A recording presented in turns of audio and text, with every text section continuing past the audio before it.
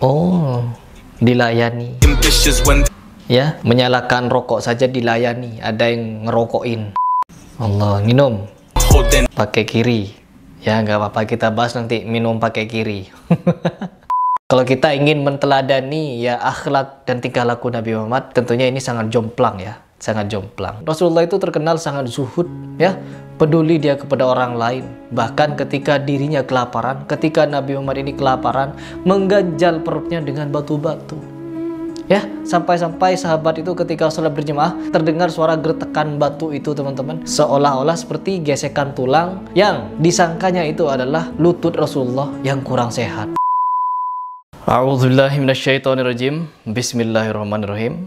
Teman-teman, di video ini saya ingin memberikan reaction atau tanggapan terhadap unggahan terbaru dari Habib Bahar bin Smith, di mana beliau mengunggah suatu video, entah ini akun resmi atau akun gimana, tetapi di situ saya melihat sesuatu yang seharusnya tidak dilakukan oleh seorang keturunan Rasulullah, apalagi beliau diakui sebagai zuriyah Nabi Muhammad SAW. Di sini saya sama sekali tidak ada rasa hasad atau dengki kepada diri pribadinya Habib Bahar. No, ya. Meskipun dia punya Ferrari atau apapun itu berbentuk harta duniawi, saya tidak masalah dengan itu. Karena memang di dalam agama Islam, kita itu tidak dilarang untuk menjadi orang yang kaya. Kita tidak dilarang untuk menjadi kaya. Karena memang banyak sahabat Nabi Muhammad yang kaya-kaya. Contohnya seperti Utsman bin Affan dan beberapa sahabat lainnya yang kaya. Namun di antara mereka, meskipun mereka di dalam kondisi yang kaya, tetapi mereka masih berzuhud di dalam hidupnya. Hidup sederhana. Begitu. Baik, saya di sini ingin mereaction satu video yang dimana video ini menjadi keresahan saya, atau kenapa ada seorang habaib yang malah bertingkah seperti ini. Allah. Coba kita reaction, teman-teman.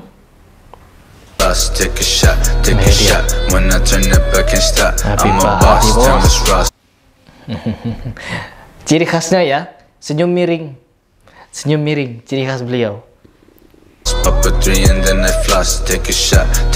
Ya, oke, ngerokok jerutu ya. Kita tahu sendiri kalau rokok jerutu ini ya di atas rokok-rokok biasanya. Saya juga tidak tahu perihal rokok ya. Kelas-kelasnya rokok saya nggak tahu. Tetapi dari gimmick atau sesuatu yang dipertontonkan, ini sesuatu yang mahal. Pokoknya mahal lah. Lanjut. Oh, dilayani. Ya, menyalakan rokok saja dilayani. Ada yang ngerokokin. Allah, minum pakai kiri. Ya, nggak apa-apa, kita bahas nanti minum pakai kiri. Minum pakai tangan kiri. Saya juga sempat nonton videonya Habib Bahar, di mana beliau ketika ditanya, pernah nggak mimpi bertemu dengan Rasulullah SAW? Lalu beliau dengan lantang, dengan tegas menjawab, tidak pernah. Dan alasannya apa? Karena dia masih mencintai dan tidak bisa meninggalkan sesuatu yang makruh. Seperti yang saya katakan tadi, seorang waliullah, jangankan yang haram, yang makruh pasti ditinggalkannya. Pertanyaan saya, itu Abah Guru Sekumpul merokok apa tidak?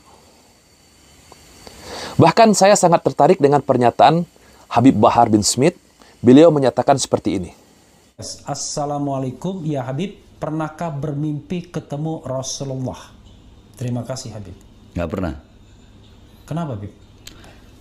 Karena rokok. Karena rokok itu adalah yang paling dibenci oleh Nabi Muhammad. Walaupun saya perokok kuat. Sampai sekarang nih saya ini nggak betah, karena nggak ngerokok.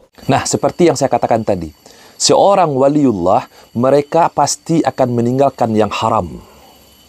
Pasti itu, teman-teman. Tidak mungkin wali Allah akan melakukan perkara-perkara yang dilarang oleh agama.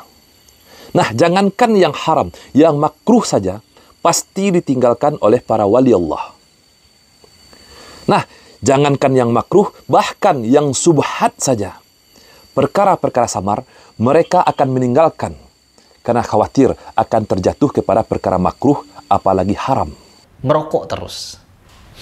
Lanjut dulu. Ya. Merokok pakai tangan kanan, minum pakai tangan kiri. Lanjut dulu. Oh, ini yang bertato ya. Ini yang katanya di lehernya itu ada tatonya Habib Bahar. Ini juga gulu, teman-teman. Orang ini gulu kepada Habib Bahar sehingga tubuhnya ditatui dengan wajahnya Habib Bahar. Allah, ini timingnya gimana ini ya? Timing pentatuannya itu gimana? Apa sebelum dia bertato sudah ikut Habib Bahar atau setelah ikut Habib Bahar? Timingnya saya nggak tahu itu. Gimana itu bisa bertato-tato? Tentunya kalau dia belum tahu atau belum kenal dengan Habib Bahar, tiba-tiba dia pasang tato mungkin wajar. Ya, hanya gulu cinta ketika sebelum bertemu. Setelah bertemu dikasih nasihat. Ya entahlah, gak tahu bagaimana konsepnya itu. Yang jelas ya, kalau mau ditanya respect atau enggak kepada Habib ini, lanjut dulu.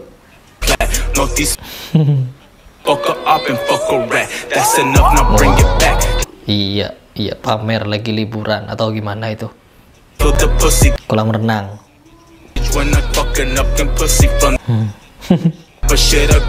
Kayak bos mafia Jepang ya. Kalau kalian nonton film-film Jepang, pasti cara pakaiannya, pola rambutnya, terus pokoknya tingkahnya seperti ini.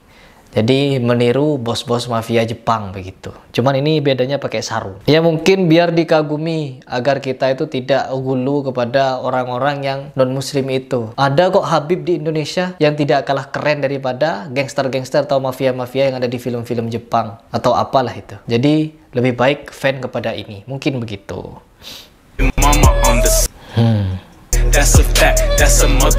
Pakai akik. Pakai cincin akik. Atau apa itu? Bener akik gak itu?